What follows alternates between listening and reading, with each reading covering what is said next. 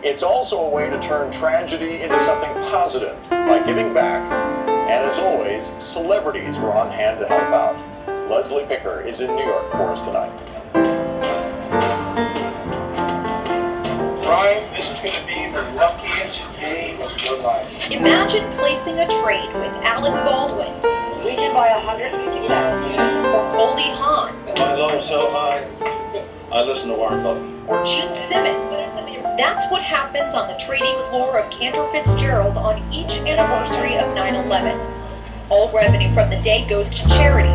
The glitz of Charity Day, though, was born out of darkness.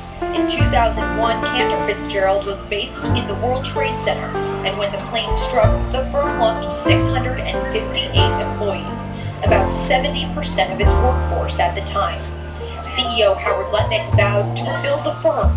17 years later, he says it's quadruple the size. This is the way each of them gives of themselves. They're part of Cantor Fitzgerald. They remember those 658 people. Each of these people behind us, they're waiving their days pay today. They're asking all their clients to do as much business as possible. And we give away not our profits, every penny of revenue. We give to about 150 different charities to try to turn the toughest day into something really beautiful.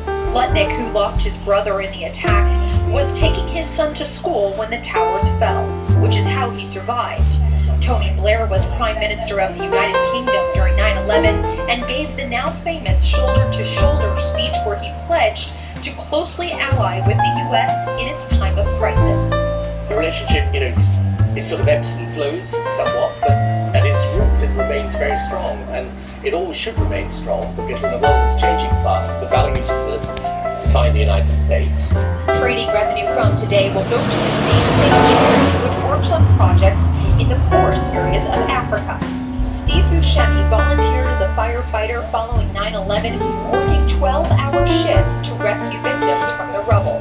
Well, I used to be a firefighter in Engine 55 in the early 80s, and on September 12th, I went down to my old firehouse, Engine 55, and then I went to the site with them and was down there for about a week. Proceeds of Buscemi's trades will go to Friends of Firefighters, which provides counseling and other services for firefighters and their families.